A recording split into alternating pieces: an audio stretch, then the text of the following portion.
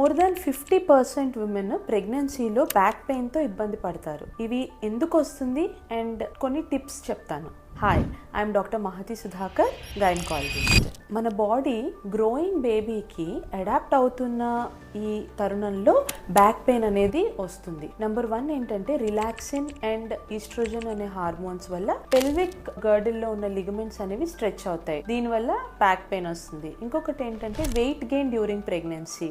Third వచ్చేసి lordosis, అంటే నడుము నిటారుగా ఉండటం వల్ల. అండ్ ప్రెగ్నెన్సీలో కొంచెం పెల్విస్ అనేది యాంటీరియర్ గా టిల్ట్ అవుతుంది. దీనివల్ల బ్యాక్ పెయిన్ వస్తుంది. ఫ్యూ టిప్స్ ఏంటంటే, first of all weight gain. మనం ప్రీ ప్రెగ్నెన్సీ BMI బట్టి ప్రెగ్నెన్సీలో ఎంత వెయిట్ గెయిన్ అవ్వాలి అనేది మీ డాక్టర్ గారిని తెలుసుకొని ఫస్ట్ లోనే స్ట్రిక్ట్ గా అంతే వెయిట్ గెయిన్ అవ్వటం వల్ల బ్యాక్ పెయిన్ అనేది తక్కువ వస్తుంది. నెంబర్ 2, ప్రీ ప్రెగ్నెన్సీ మీరు ప్లాన్ చేసుకుంటున్నారు ప్రెగ్నెన్సీ అంటే పెల్విక్ గర్డిల్ స్ట్రెంథనింగ్